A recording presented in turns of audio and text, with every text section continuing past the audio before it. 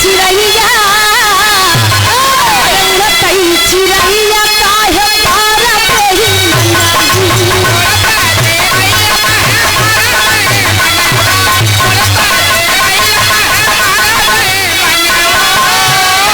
तारा पे मारा अरे इनारा पे मारा अरे काहे तारा पे मारा अरे इनारा पे मारा काहे बुला के बीच काहे मारा पई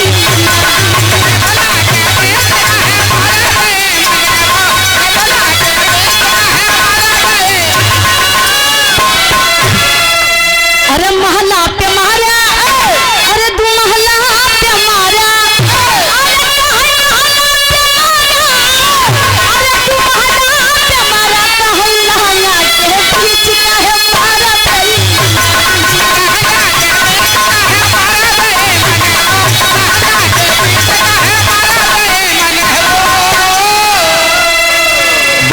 छोड़ी गईले गुरुजी जहन्नमा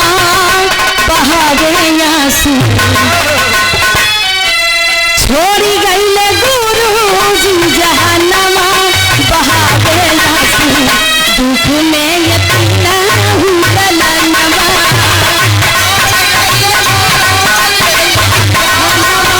बहावे आंसू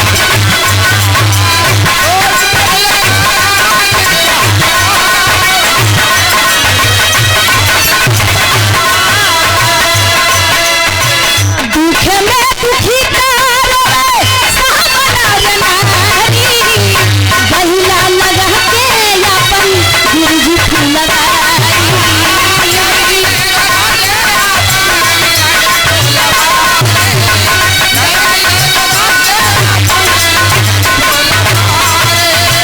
दुखी में दुखी तारे सावना नारी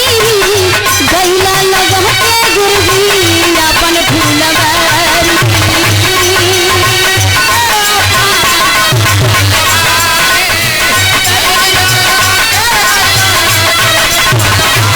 अमर भइल तोहार नाममा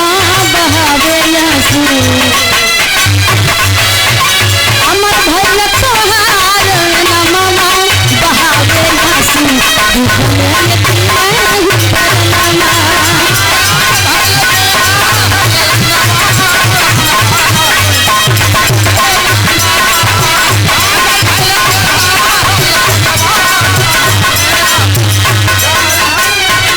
लास्ट भाव में कहना है गुरु पंधारी गुरु सहजवा में गईले राम सिंह बच्चा जातो चरनिया के पूजा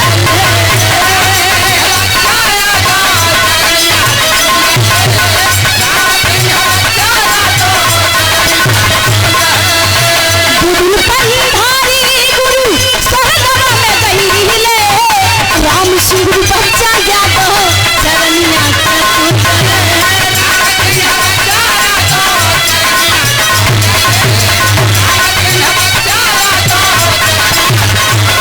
कमल का भी करे सती सती नमनवा बहावे आंसू कमल का भी करे सती सती नमनवा बहावे आंसू दुख में यतीना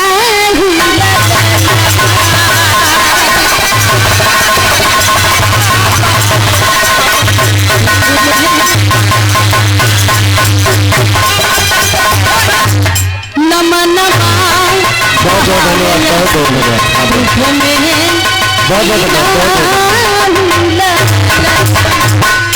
काजा नहीं दे सहर वाली कजरा काजा नहीं दे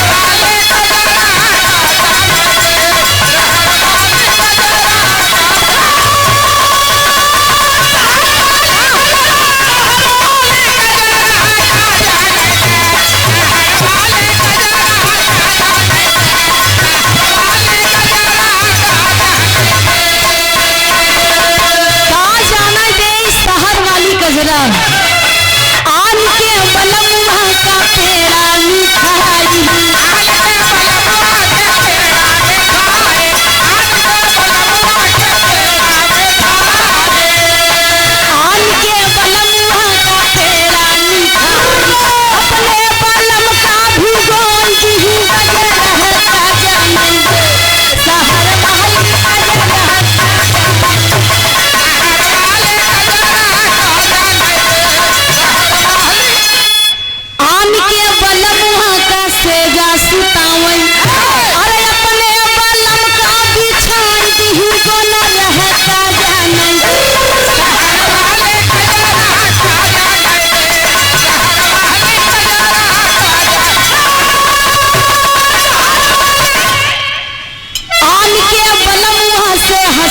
हंसी बोलाई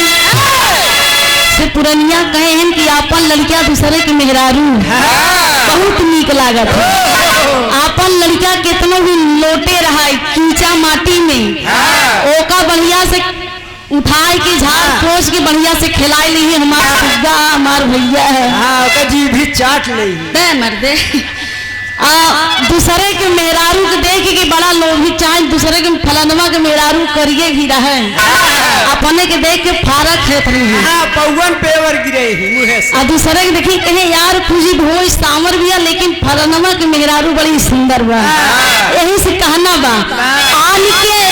बलमुआ से हंसी हंसी बोलाई अरे अपने बालम का देखाई